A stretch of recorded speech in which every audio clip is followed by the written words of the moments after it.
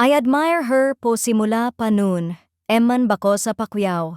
Hindi na itinago ang matagal ng paghahanga kay Jillian Ward, may pahayag pa na nag-iwan ng malaking hint sa posibleng proyekto nilang dalawa, mas lalo pang uminit ang usapin tungkol sa tambalang Emman Bacosa Pacquiao at Jillian Ward matapos muling maglabas ng pahayag si Emman na nagdulot ng matinding kilig at speculation sa showbiz.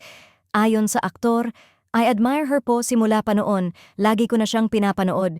Ngayon po masaya kasi marami na kaming fans kahit hindi pa kami officially nakikita sa isang project, pero malapit na. Ang linyang malapit na ang siyang nagpasabog ng bagong intriga. May nalalaman ba si Eman na hindi pa ibinubunyag sa publiko? Totoo bang may inaabangang collaboration ng dalawa? O ito ba ang unang sign na finally matutupad ang matagal ng hinihiling ng fans? Ang pagbuo ng Eman Jillian Project?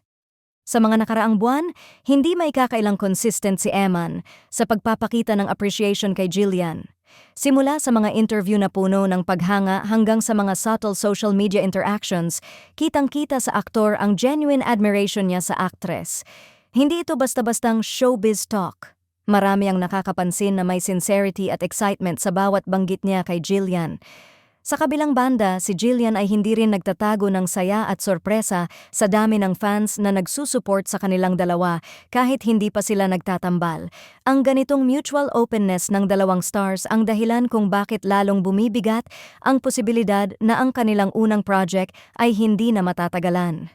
Ayon sa ilang observers, ang paggamit ni Eman ng salitang malapit na ay hindi simpleng slip. Madalas, ganitong mga statements ang nauuna bago ang official announcement ng networks. Kung tama ang hula ng netizens, maaaring nakaset na ang unang pagsasama nila at hinihintay na lamang ang tamang timing para i-reveal.